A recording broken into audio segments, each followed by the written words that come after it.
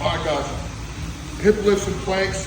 This is a movement prep you're going to see in a lot of the programs. I use it a ton. We're trying to influence rib cage and pelvic position, trying to get the hamstrings toned up, trying to get some adductor, trying to get some rectus abdominal, and some obliques. All right. So, a series of 2 variations of hip lift. I like using a roller. It's going to create a little bit of instability at the ankle. You're going to have an easier time finding head strength. So the first one, I like being kind of far away. The reason being, if you have a lesser degree of flexion at the knee, then you probably get some more access to proximal hamstring right here at the, what's it called, the issue of tuberosity. Thank you. It's where the hamstring originates. If you can get control of the hamstring at this portion, you're in really good shape. You want to be far away. You want to scoop the hip underneath.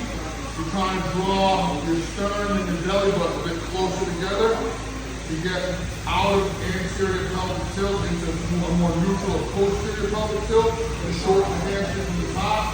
And we're going to lift and squeeze real hard right through the butt cheek. A little bit of extra credit, you can pronate the toe, get some more adductor and some more glute mat. So we're going to start with nice inhale, scoop hips, raise and squeeze, pronate the toes. Try to get that upper proximal area of the hamstring and shorten the toes. Once you get a good 10, 15 of those, bring it in closer, scoop the hip again. Same show, but a much higher hip lift position. Toes rolled, pronate to the ground, get a lot of adductor, a lot of glute. Maybe feeling this more in the meat of the hamstring. Deep breath in, exhale, squeeze, hard contraction. A perspective I use a lot when explaining these movement preps is if you were to ask me how many push-ups can you do, I could probably do 100 push-ups, but I could also probably do like 10 and make my pecs feel like they're going to tear off the bone by using a ton of intent, really flexing and squeezing as hard as I can.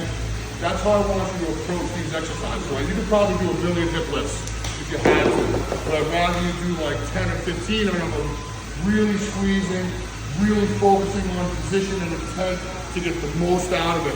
Get those hamstrings and adductors and glutes feeling sweet, so that when you get to your squat and your dead and your big movements, you can use the muscles you want. All right, thanks a lot, guys.